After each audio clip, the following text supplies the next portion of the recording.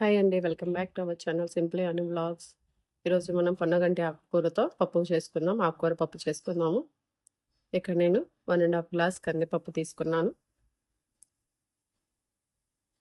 1½ glass కందిపప్పుకి 3 glasses water తీసుకుంటున్నాను. 3 glasses water కరెక్ట్గా సరిపోతాయి.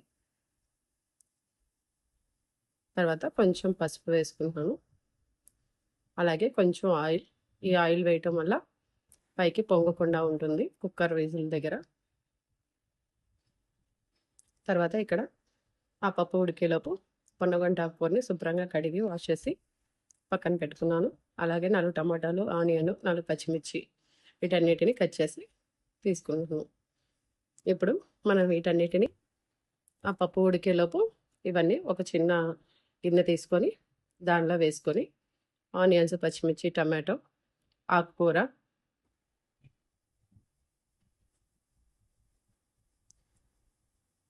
తర్వాత కొంచెం ఉప్పు,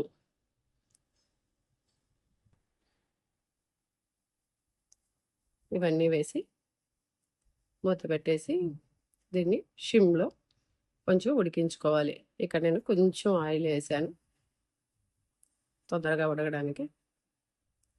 అలాగే ఒక చిన్న గ్లాసు వాటర్ తీసుకొని మూత పెట్టేసి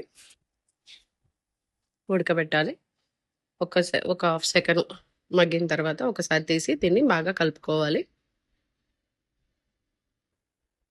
బాగా కలుపుకొని మూత పెట్టేసి తర్వాత మళ్ళీ మూత తీసి చూస్తే ఇదంతా ఆకుకూర అంతా బాగా ఉడికిపోయింది.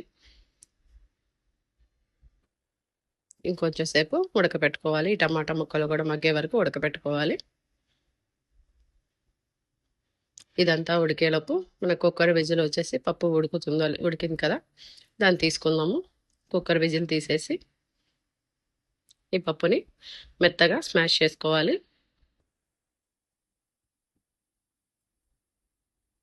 ఈ స్మాష్ చేసుకున్న పప్పుని మనం ఇందాక ఉడకబెట్టుకుంటున్న ఆకుకూర, టమాటో వీటిలో వేసేసి దాన్ని బాగా కలపాలి.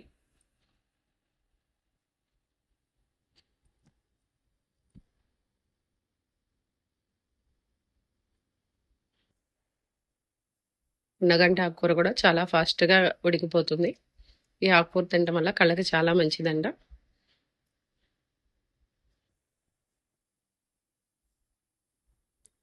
ఇవన్నీ వేసిన తర్వాత ఒక 5 మినిట్స్ పాటు ఉడకబెట్టుకోవాలి. అది ఉడికేలోపు ఇక్కడ నేను ఈ పప్పులో చింతపండు వేయలేదు. ఇది పండు మిర్చి పచ్చడి, దీన్ని కొరివి పచ్చడి అని కూడా అంటారు. నేను ఈ పప్పులో ఈ పచ్చడి వేసుకుంటున్నాను. ఈ పచ్చడి వేయడం వల్ల పప్పు చాలా టేస్ట్గా ఉంటుంది. 2 స్పూన్స్ వేసుకుంటే సరిపోతుంది. దాంట్లో ఉప్పు ఉంటుంది, చింతపండు ఉంటుంది, పండుమిర్చి పచ్చడి. మీరు ఎప్పుడైనా ఆకుకూర పప్పు కానీ ఏదైనా పప్పు దోసకాయ పప్పు, టమాటా పప్పు వీటిల్లో కూడా ఈ పచ్చడి వేసుకుంటే చాలా బాగుంటుంది. ఒకసారి ట్రై చేయండి.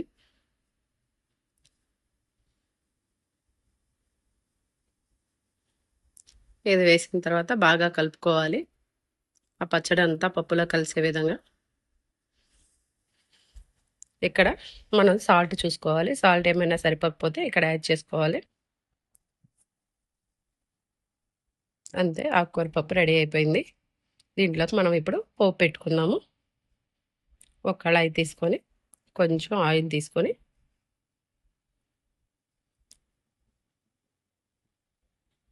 తాలింపు గింజలు వేసుకోవాలి. దీంట్లో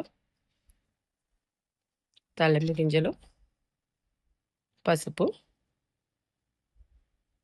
ఎండుమిర్చి, వెల్లుల్లిపాయలు, కరివేపాకు, ఇంగువ ఇవన్నీ వేసి తాలింపు పెట్టుకొని పప్పులో వేసేసుకోవటమే. అంతేనండి, పొన్నగంటి కూర పప్పు రెడీ అయిపోతుంది. చాలా టేస్టీగా ఉంటుంది.